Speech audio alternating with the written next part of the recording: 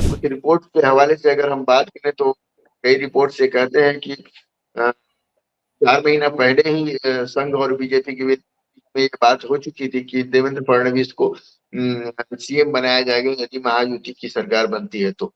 शिंदे और अजीत पवार के बारे में भी कहा जा रहा है कि उनको भी पता था, लेकिन शिंदे को अपना फेस को सेव करना था। वो शिवसेना से आते हैं, शिवसेना के इनमें स्ट्रेंथ है। शिवसेना का जो डीएनए उस डीएनए से आते हैं, तो उनको ये शो भी करना था कि हम सत्ता के लिए कुछ भी करने को तैयार नहीं है, बल्कि हम किसी के कुछ लघु बनने के लिए तैयार नहीं है, बल्कि हम फाइट करेंगे। मैं ये कह रहा था आपसे कि देवेंद्र फडणवीस एक ही बार तो मुख्यमंत्री बने हैं। बाद में जिस तरह से बीच में 2.5 साल पहले जब अजीत पवार के साथ में वो शपथ ले लिए थे, बड़ी किरकिरी हुई थी बीजेपी की। इसके बाद वो डिप्टी सीएम बनते हैं अचानक। उनसे बड़े बड़े लोग हैं, शिवराज सिंह चौहान कितनी बार मुख्यमंत्री रहे हैं, उनका उतना बड़ा कद नहीं है। मतलब उनके उनके बारे में चर्चा नहीं हो रही कि वो राष्ट्रीय अध्यक्ष बन सकते हैं। रमन सिंह है, वो उनके बारे में चर्चा नहीं हो रही वो राष्ट्रीय अध्यक्ष बन सकते हैं। आखिर देवेंद्र फडणवीस ही क्यों? क्या गडकरी को काउंटर करने के लिए उनका कद को इतना जबरदस्त तरीके से बढ़ाया जा रहा है? महाराष्ट्र विधानसभा चुनाव का परिणाम 23 तारीख को आया था और आज है 5 तारीख। इतना लंबा समय हो गया, मतलब ये निर्णय लेने में आखिर कौन बनेगा मुख्यमंत्री महाराष्ट्र का। जबकि इतनी भारी बहुमत है इनके पास, जो एनडीए गठबंधन है इनके पास, बीजेपी के पास 132 सीटें हैं, शिवसेना एकनाथ शिंदे के पास 57 सीटें हैं, एनसीपी अजीत पवार के पास 41 सीटें हैं। आखिर कहाँ पेच फंस रहा था? और इस बीच में चर्चा ये भी थी कि एकनाथ शिंदे अपने गांव चले गए हैं, वहां ये खबर आई कि उनकी तबीयत खराब हो गई है। क्या कुछ चल रहा था इस बीच में चला है। और हमने देखा था जब 23 तारीख को चुनाव परिणाम आया था, इसके बाद सारे लोग, मतलब ये जो तीनों पार्टी के जो सर्वे सर्वा हैं महाराष्ट्र यूनिट के, ये जब आए थे दिल्ली, अमित शाह से मुलाकात की थी। स्क्रीन पर आप इस तस्वीर को देखिए, कैसे एकनाथ शिंदे का चेहरा काफी उतरा हुआ था। बहुत दिनों तक तो उन्होंने इस्तीफा नहीं दिया था, बाद में उन्होंने इस्तीफा दिया। ये कहा कि कैसे दोनों लोग मतलब अमित शाह और प्रधानमंत्री नरेंद्र मोदी उनके साथ में खड़े रहे। क्या कुछ चल रहा है महाराष्ट्र में, और आज ये फैसला हो जाएगा कि भाई देवेंद्र फडणवीस मुख्यमंत्री बनेंगे। एकनाथ शिंदे भी मान गए हैं। अभी भी बीच बीच में रह के इस बात की खबरें आती हैं कि गृह मंत्रालय पर शिंदे अटके हुए हैं कि उनको वो चाहिए। इस पर बात करेंगे, अजीत पवार को लेकर बात करेंगे, और पूरा ये जो चुनावी जो नई सरकार बनने जा रही है, देवेंद्र फडणवीस जो है 21वें मुख्यमंत्री बनने जा रहे हैं, क्या ये आगे ये चलता रहेगा ऐसे? ये भी बीच में चर्चा थी कि अगर देवेंद्र फडणवीस से वादा किया गया था हाईकमान द्वारा, मतलब प्रधानमंत्री नरेंद्र मोदी द्वारा, अमित शाह द्वारा वादा किया गया था, अगर महाराष्ट्र में आपको हार मिलेगी तो हम आपको राष्ट्रीय अध्यक्ष बना देंगे। बीच में चर्चा हम लोग सुन भी रहे थे कि जब राष्ट्रीय अध्यक्ष, क्योंकि जेपी नड्डा का कार्यकाल खत्म होने वाला है तो नए चेहरे की तलाश हो रही थी। अभी बूथ कमेटियां बीजेपी की बनने वाली हैं, 1 लाख से ज्यादा उनकी बूथ कमेटी है पूरे देश भर में, वो बनेंगी। इसके बाद फैसला होगा, जिला अध्यक्ष बदलेगा, फिर प्रदेश अध्यक्ष बदले जाएंगे, तमाम और राष्ट्रीय अध्यक्ष भी बदला जाएगा। तो उसमें भी उनका नाम आ रहा था। तमाम मसलों पर बात करेंगे। हमारे साथ विनय पांडे जी हैं। विनय सर, आपका स्वागत है। मेरा यही सवाल है कि आखिर इतना समय लग कैसे गया? धन्यवाद। दरअसल जो महाराष्ट्र की राजनीति है इतनी सीधी बताई जा रही है, ये जितनी सीधी दिखती है। बहुत सारी चीजें हैं, बहुत सारे दांव पेच है, और महाराष्ट्र में जो जो सत्ता का जो फिलहाल कॉम्बिनेशन है वो बहुत तोड़ फोड़ और बहुत राजनीति के बाद ये कॉम्बिनेशन बना है। जो पुराने स्थापित पार्टियां थी, चाहे शिवसेना हो या शरद पवार की एनसीपी हो, इन पार्टियों से निकाल करके लोग लाए गए हैं, और इन पार्टियों के लोगों के साथ पिछली सरकार बनी थी जिस तरह से तोड़ फोड़ करके। इसके बाद ये जो इन लोगों को पूरे मतलब मतगणना जो पूरे वोटिंग के बाद जो इनको नई मेजोरिटी मिली है, उस मेजोरिटी तो बहुत बड़ी है, तरह से देखें तो कुछ ही सीट पीछे है। और अम, 12 से 15 दिन फिर भी तो सीएम के लिए लग जाते हैं, क्योंकि जब पिछले बार एकनाथ शिंदे को मुख्यमंत्री बनाया गया था, उस समय भी बीजेपी बड़ी पार्टी थी। एकनाथ शिंदे के पास मेजोरिटी लायक विधायक नहीं थे, लेकिन फिर भी वो मुख्यमंत्री बनाया गया। तो एकनाथ शिंदे ये बात सोच रहे हो कि हो सकता है कि इस बार भी बीजेपी थोड़ा सा बड़ा दिल दिखाएगी और एकनाथ शिंदे को ही आके सीएम पद के लिए प्रपोज करेगी, क्योंकि वो बार बार कई बार उनका बयान भी देखे गए कि उन्होंने कहा अपने बयान में कि जनता मुझे सीएम देखना चाहती है, क्योंकि मैंने पिछले कार्यकाल में बहुत अच्छा काम किया है। क्योंकि एक दूसरा पहलू ये भी है कि शिंदे ये बात जानते थे, कुछ जो स्थानीय पत्रकार हैं उन लोगों से जब बातचीत की जाती है तो उनका ये कहना था कि शिंदे को पता था, अजीत पवार को भी पता था कि इस तरह की जब मेजोरिटी आएगी तो बीजेपी का ही आदमी सीएम बनेगा, उनको ही मुख्यमंत्री बनाया जाना लगभग तय है। और देवेंद्र फडणवीस को लेकर के तो यहाँ तक कहा जा रहा है कि खुद ही उनको आश्वस्त किया था, 2022 से उन्होंने आश्वस्त किया हुआ है कि तुम्हें सीएम बनाएंगे।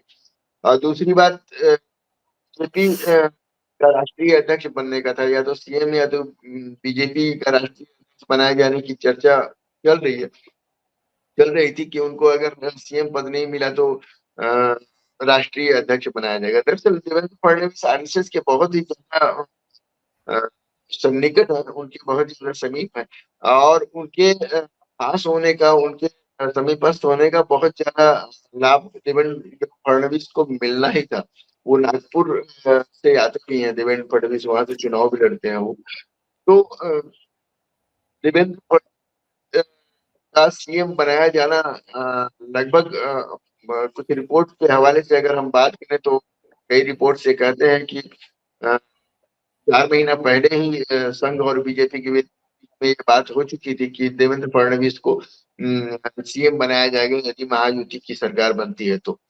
हालांकि अ, शिंदे और अजीत पवार के बारे में भी ये कहा जा रहा है कि उनको भी पता था, लेकिन शिंदे को अपना फेस को सेव करना था। वो शिवसेना से आते हैं, शिवसेना के इनमें स्ट्रगल है, शिवसेना का जो डीएनए, उस डीएनए से आते हैं, तो उनको ये शो भी करना था कि हम सत्ता के लिए कुछ भी करने को तैयार नहीं है, बल्कि हम किसी के कुछ लघु बनने के लिए तैयार नहीं है, बल्कि हम फाइट करेंगे। तो एक फेस सेविंग की भी बात कही जा रही है कि वो मैं ये कह रहा था आपसे कि देवेंद्र फडणवीस एक ही बार तो मुख्यमंत्री बने हैं, बाद में जिस तरह से बीच में 2.5 साल पहले जब अजीत पवार के साथ में वो शपथ ले लिए थे, बड़ी किरकिरी हुई थी बीजेपी की। इसके बाद वो डिप्टी सीएम बनते हैं अचानक। उनसे बड़े बड़े लोग हैं, शिवराज सिंह चौहान कितनी बार मुख्यमंत्री रहे हैं, उनका उतना बड़ा कद नहीं है। मतलब उनके उनके बारे में चर्चा नहीं हो रही कि वो राष्ट्रीय अध्यक्ष बन सकते हैं। रमन सिंह है, वो उनके बारे में चर्चा नहीं हो रही वो राष्ट्रीय अध्यक्ष बन सकते हैं। आखिर देवेंद्र फडणवीस ही क्यों?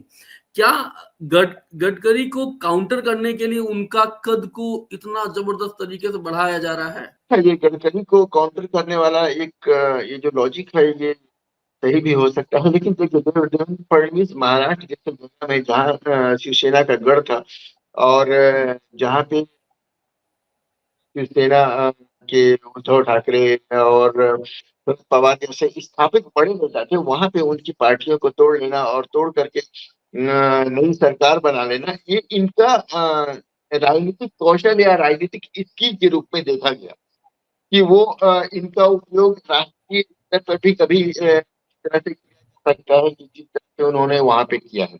अब वो कितना सफल होते हैं कितना असफल होते हैं ये तो बात की बात है, लेकिन ये है कि जिस तरह से उन्होंने पिछले बार उद्धव ठाकरे के शिवसेना को तोड़ दिया, वो उद्धव ठाकरे और शिवसेना दोनों वहाँ की स्थापित पार्टीज हैं जिनका वहाँ बहुत प्रभुत्व है।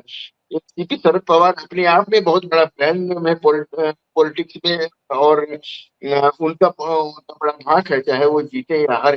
लेकिन उनके परिवार को तोड़ देना, उनकी पार्टी को तोड़ देना, इसको एक राजनीतिक कौशल और राजनीतिक चातुर्य के रूप में बीजेपी लेती रही है। ऐसे लोगों को हमेशा प्रमोट भी करती है बीजेपी, जो ये फैक्टर रहा। इसके अलावा एनालिसिस के बहुत ज्यादा ठीक है देवेंद्र फडणवीस।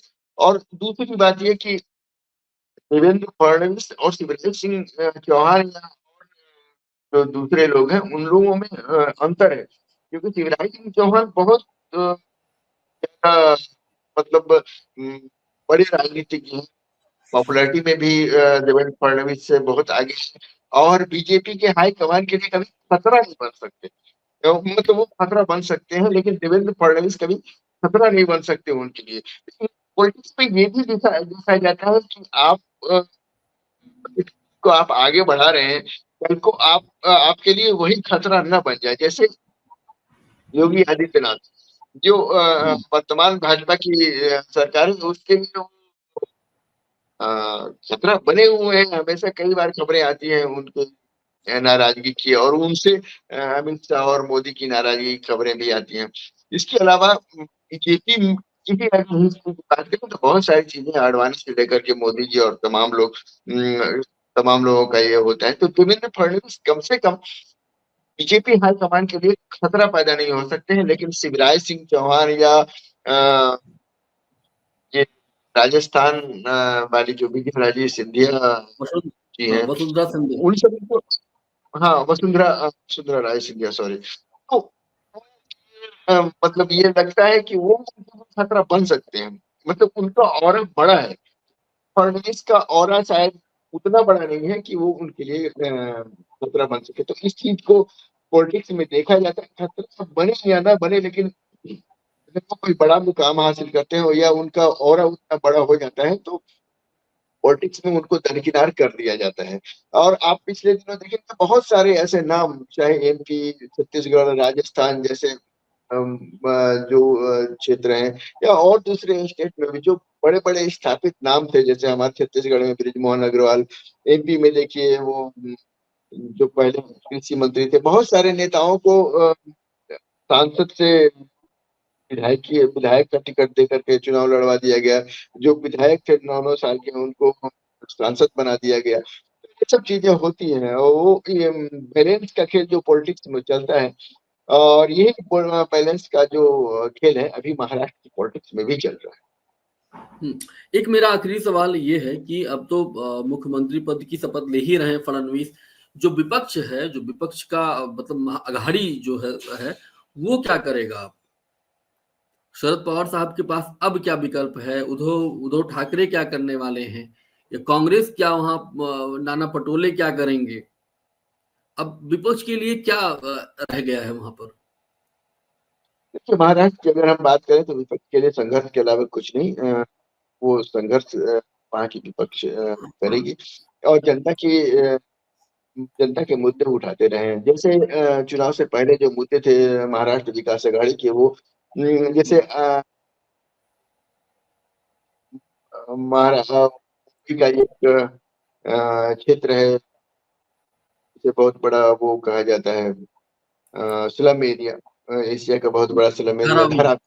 घरारी, हाँ, घरारी प्रोजेक्ट को लेकर के वो जो बातें कर रहे हैं, आरे को लेकर के जो बातें कर रहे हैं, और वहाँ नेचर को सेव करने के लिए अडानी प्रोजेक्ट का लोग विरोध कर रहे हैं। वो विरोध के जरिए संघर्ष करते रहेंगे, और संघर्ष करके वो शायद लोगों के बीच में अपना जगह बना सके। आगे भी और बहुत सारे चुनाव होने हैं, जैसे वहाँ का स्थानीय महानगर पालिका का चुनाव है, नगर निकायों के चुनाव होंगे, और जिला परिषद आदि के चुनाव होंगे। तो वहां पे वो फाइट करके शायद अपनी स्थिति बेहतर करने की कोशिश करें। फिलहाल तो 5 साल, अगर ये जो महायुति की बॉन्डिंग है अगर ठीक ठाक रही, अगर बॉन्डिंग ठीक भी नहीं भी रही तो भी ये सरकार 5 साल चलनी ही है, क्योंकि बीजेपी लगभग मेजोरिटी में है। और इसीलिए शायद ये सीएम डिक्लेरेशन में इसीलिए शायद देरी भी हुई कि ये बीजेपी ये फोकस करना चाहती थी, ये बताना चाहती थी लोगों को कि हम अपने जो सहयोगी संगठन है उनका भी ध्यान रखते हैं, उनकी भावनाओं का कदर करते हैं, और इसीलिए शायद लेट हुई। और हालांकि सब कुछ पहले से ही ये था, लेकिन अब क्या है कि शिवसेना हो या शरद पवार की एनसीपी हो या कांग्रेस, कांग्रेस के खाते में तो बहुत ज्यादा कुछ है भी नहीं, 16 सीटें हैं। तो ऐसे में वहां पे इन लोगों के संघर्ष के अलावा और कोई चारा नहीं है। वो रणनीति बनाए संघर्ष की, मुद्दे लेकर के लोगों के पास जाएं, लोगों को अपनी बात लोगों को समझा पाए। मुझे लगता है कि इसके अलावा और कोई चारा भी नहीं उनके पास। तो देवेंद्र फडणवीस आज 21वें मुख्यमंत्री के रूप में शपथ लेने जा रहे हैं, मतलब ऐसी चर्चा है और लगातार मीडिया में इस बात को लेकर खबरें भी हैं। क्या कुछ होगा अभी आज शाम तक कंफर्म हो जाएगा। क्या वाकई एकनाथ शिंदे डिप्टी सीएम का पद स्वीकारेंगे, या स्वीकारेंगे तो क्या उनको गृह मंत्रालय मिलेगा, ये बड़ा सवाल है आने वाले दिनों में, या हो सकता है शाम तक या कल तक ये कंफर्म हो जाएगा। इस वीडियो में ही इतना ही। आप देखते रहिए अनादि टीवी डिजिटल। मेरा नाम शैलेंद्र है, साथ में हमारे विनय पांडे जी थे जो अनादि न्यूज के फाउंडर हैं, छत्तीसगढ़ में रहते हैं। बहुत बहुत शुक्रिया, धन्यवाद।